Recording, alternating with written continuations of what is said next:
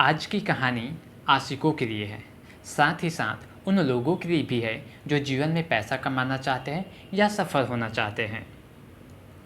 वैसे दिल में दर्द छिपा होता है हर किसी के। कोई उस दर्द को बयां कर देता है, कोई उस दर्द को छिपा लेता है। किसी का दर्द आंसू बनकर बाहर आ जाता है और हालातों से ठोकर खाकर किसी का दिल पत्थर का हो जाता है। वैसे मुस्कुराना और जीवन में सफल होना तो हर कोई चाहता है, परंतु जीवन में आने वाली प्रत्येक बाधा का समाधान हमारे अपने मन में छिपी हुई है। तो आज क्यों नहीं आज हम अपने मन के बारे में बात कर रहे हैं। आज हम मन के स्वभाव को जानेंगे।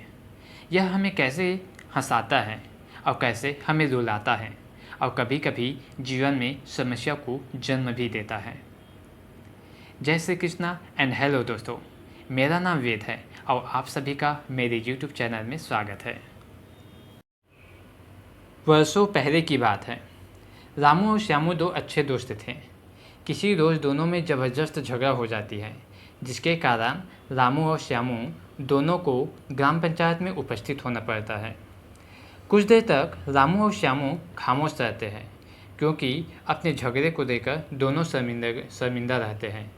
बाद में ग्राम पंचायत रामू और श्यामू के ऊपर दबाव डालता है, यदि ऐसे ही चुप रहोगे तब आप दोनों दोस्तों को मौन रहने की सज़ा दी जाएगी। अर्थात आप दोनों की वजह से ग्राम पंचायत का समय बर्बाद हो रहा है, इसीलिए कुछ नहीं बोलने के कारण आप दोनों को पनिश किया जाएगा।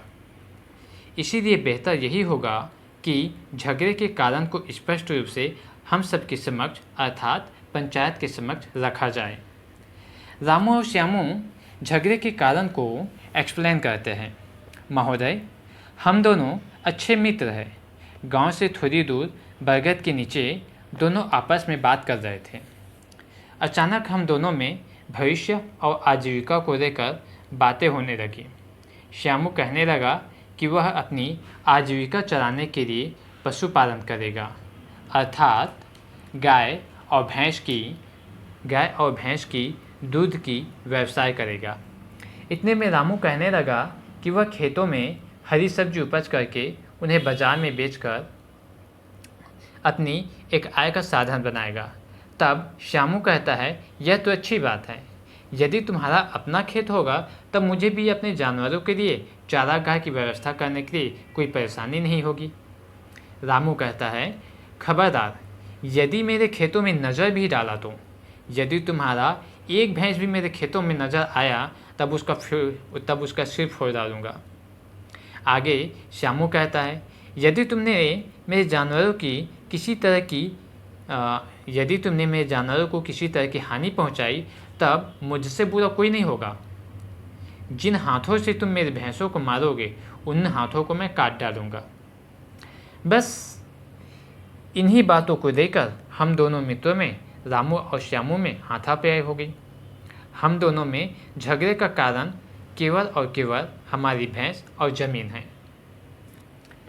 ग्राम पंचायत में बैठे लोग जो प्रमुख थे वो मुस्कुराने लगे और पूछा कि क्या आपके पास अभी भैंस है और क्या आपके पास अभी खेत है। दोनों ने सिर को हिलाते हुए नहीं कहा।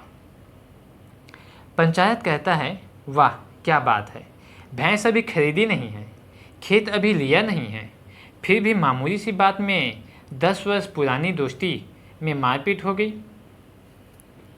देखिए, इस कहानी से हमें शिक्षा मिलती है या समझ आती है कि मन के चंचल स्वभाव के कारण ही बाह्य जगत और आंतरिक जगत दोनों से हम संतुष्ट नहीं रहते।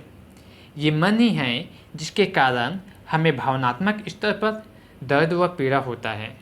यदि मन के स्वभाव को अच्छे से समझ जाते हैं तब हमें यह पता चलता है कि हम किसी व्यक्ति के कारण या किसी परिस्थिति के कारण दुखी नहीं होते, बल्कि हमारे मन में जो कुछ भी विचार आते हैं उन विचारों के कारण ही हम दुखी होते हैं या फिर हम मुस्कुराते हैं। इसलिए यह आवश्यक हो जाता है कि हम किसी व्यक्ति विशेष को दोषी न मान करके अपने मन में चलने वाले जो विचार है उन पर चिंतन करें और अपने मन को निरंतर करें। दोस्तों, आज के लिए बस इतना ही। यदि आप प्रेम के बारे में और जानकारी या स्पष्टीकरण चाहते हैं तब हमारे चैनल के प्लेलिस्ट में जाकर प्रेम के ऊपर बने कंटेंट को सुन सकते हैं। अब मिलते हैं अगले एपिसोड में, तब तक के लिए धन्यवाद।